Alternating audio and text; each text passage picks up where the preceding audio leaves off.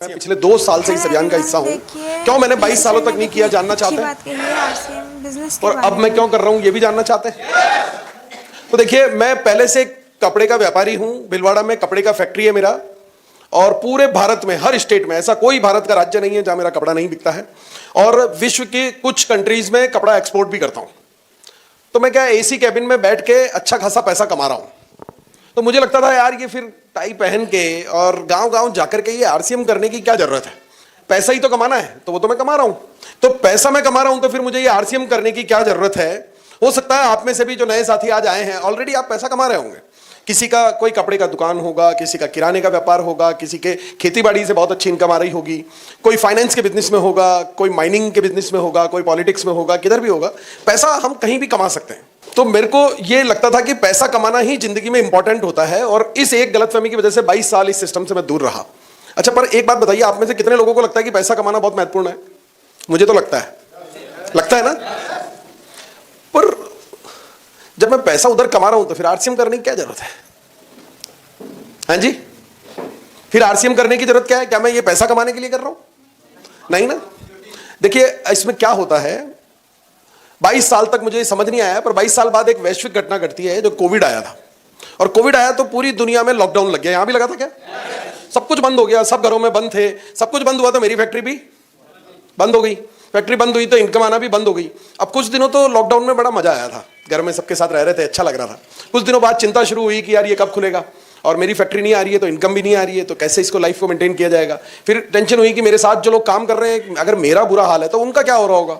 फिर लगता था कि यार दुनिया में और कई लोग हैं, दिहाड़ी मजदूर हैं, जो रोज कमाते हैं, रोज खाते हैं, उनका क्या हो रहा होगा। और ऐसे पूरी दुनिया का दायरा टेंशन में था कि यार कई लोग कहीं नौकरी करते हैं, कहीं कुछ और करते हैं, बैंक में जो लोग काम करते हैं, क्या हो रहा होगा। तो सोचते सोचते आरसीएम वालों की भी टेंशन हुई कि यार आरसीएम वालों का क्या हो रहा होगा। पर मैंने इनको चेक किया था, यार इनके तो मजे हो रहे थे, क्योंकि आरसीएम का कोरोना आ रहा है, पूरी दुनिया बंद है, पर इन लोगों के चेक आना बंद नहीं हुए। उल्टा कोरोना के दौरान इनको डबल फायदा हुआ, काम करना बंद, फील्ड में जाना बंद, और घर में बैठे मजे से पूरे परिवार के साथ मजे ले रहे हैं, सुबह शाम पकवान खा रहे हैं, और चेक पहले से ज्यादा आ रहे हैं। तो पहली बार जिंदगी में मुझे ये लगा कि यार ये इस सिस्टम में कुछ तो बहुत बड़ी पावर है, जिसको मैंने नहीं समझने की गलती अब तक की है। तो ये मेरे को लगा कि इस सिस्टम में कोई बहुत बड़ी पावर है जिसको मैंने अब तक समझा ही नहीं, गलती की है। तो पहली बार इसको समझना शुरू किया। नहीं तो मैं भी आपकी तरह ऐसे मीटिंगों में जाता था, और ऐसी छोटी मोटी मीटिंगों में नहीं जाता था, मैं सिर्फ एनिवर्सरी में जाता था। और उस जमाने में जो एनिवर्सरी होती थी ना, तो रेवाड़ी में एक एनिवर्सरी हुई थी जिसमें 1.5 लाख लोग आए थे। और दिल्ली में जो हर साल एनिवर्सरी होती है, लगभग 25-30 हजार लोग आते हैं, और पहली लाइन में जाके बैठ जाता हूं, क्योंकि परिवार का हिस्सा हूं, तो बहुत अच्छा लगता है।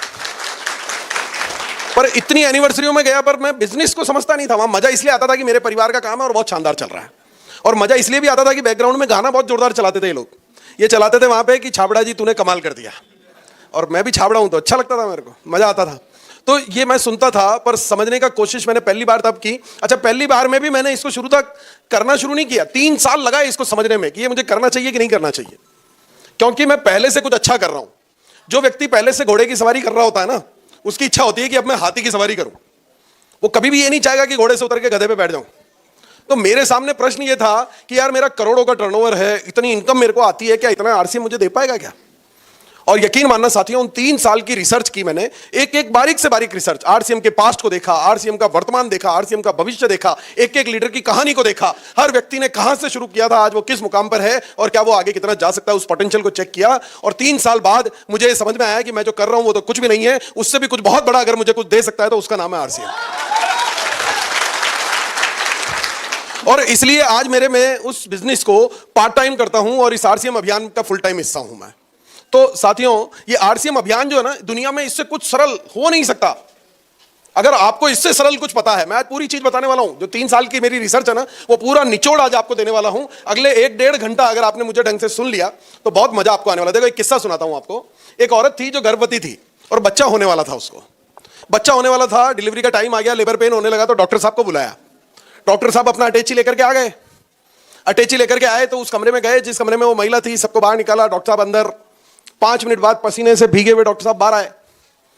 घर वालों ने पूछा क्या हुआ? अरे बोले बाद में बताऊंगा, पहले तुम कोई बड़ा सा पत्थर है क्या तुम्हारे पास? घर वाले टेंशन में बोले पत्थर क्यों मांग रहा है, पर उनको लगा यार ये तो डॉक्टर है, कुछ जरूरी चीज होगी, तो उन्होंने लाके दे दिया। फिर 5 मिनट बाद डॉक्टर साहब फिर अंदर गए पत्थर लेके, फिर पसीने से भरे हुए बाहर आए। घर वाले खुशी से बोले क्या हुआ? अरे बोले तुम्हारे पास आरी है क्या? बोले यार डिलीवरी कर रहा, कर क्या रहा है, आरी मांग रहा है। पर चूंकि उन्होंने सोचा डॉक्टर है, कुछ जरूरी होगा, तो उन्होंने आरी जानते ना, लकड़ी काटने का जो होता है, तो बोले आरी, तो आरी भी लाके दे दी उन्होंने। फिर डॉक्टर साहब अंदर गए, फिर 2 मिनट बाद पसीने से भीगे हुए हाँफते हुए बाहर आए। अरे बोले यार हथौड़ा है क्या तुम्हारे पास? बोले डॉक्टर साहब ऐसी की तैसी, पहले ये बताओ कि हो क्या रहा है। बोले साला अटैची खुले तो बताऊं ना कि हो क्या रहा है। तो देखो सफलता आज यहां पे भी जन्म लेगी, पर जब अटैची खुलेगी यानी कि आपका ये दिमाग का ताला खुलेगा तो सफलता जन्म लेगी, वरना कुछ भी नहीं होने वाला है।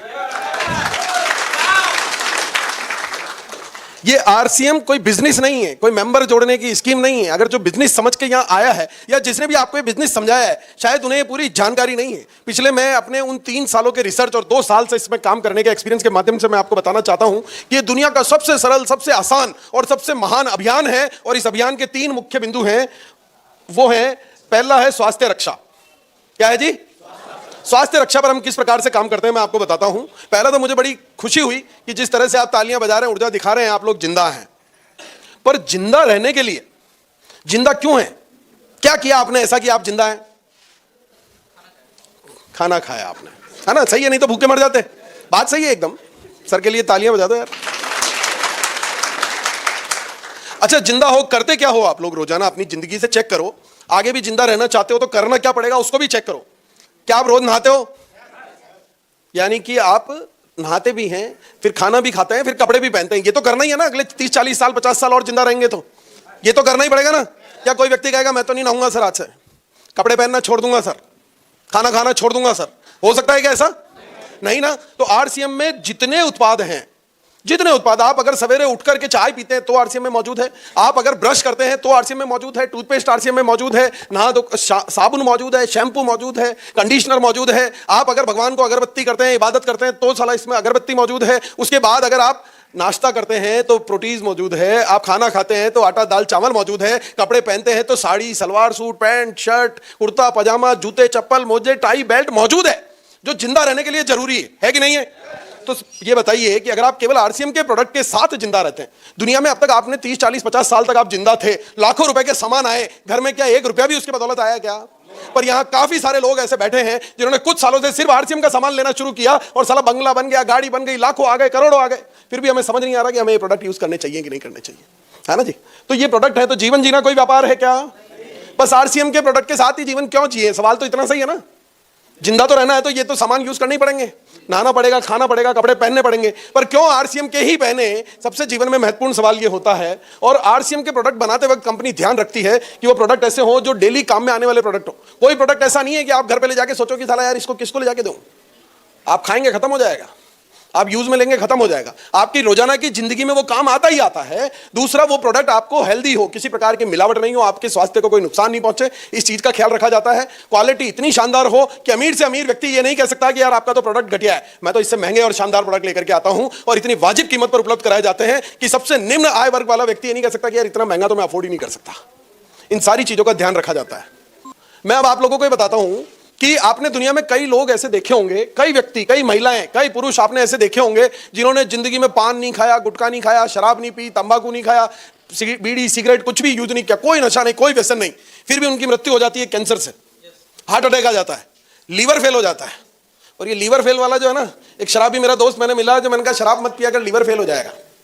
बोले लीवर तो उसका भी फेल हो गया जो शराब नहीं पीता, मेरे को तो पीने दे, कह रहा था, है ना। पर लीवर फेल क्यों हो जाता है? जब हमने कोई नशा ही नहीं किया, कोई व्यसन नहीं किया, कोई चीज हमने की नहीं, तो ऐसा क्यों हो जाता है? क्योंकि बाजार में जो सामान मिलते हैं, इस हॉल में कोई ऐसा व्यक्ति है जिसने पार्ले जी का बिस्कुट नहीं खाया हो?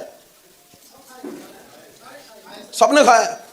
अच्छा, एक पार्ले जी के बारे में एक बात आपको बताना चाहता हूं, उदाहरण के तौर पर मैं आपको बता रहा हूं। 1 महीने में पार्ले जी कंपनी 1 लाख बिस्कुट के पैकेट बनाती है और बाजार में पार्ले जी के 10 लाख पैकेट बिकते हैं। तो ये 9 लाख कहां से आ रहे हैं जी? नकली। कहां से आ रहे हैं?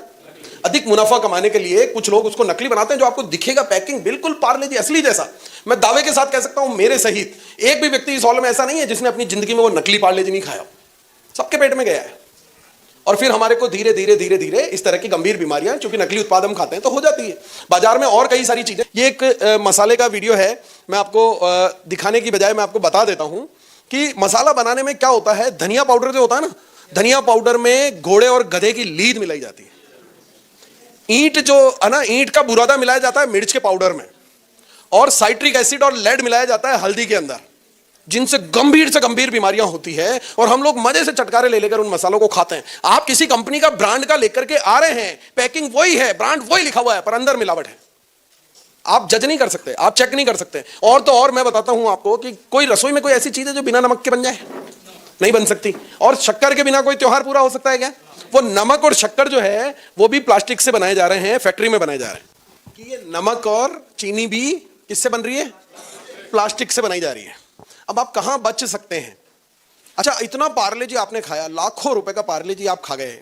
आप चाहें कि यार पार्ले जी की फैक्ट्री मुझे देखनी है तो देख सकते हैं क्या आप लोग? आरसीएम वर्ल्ड कितने लोग गए आप में से? हाथ ऊंचा करके बताओ।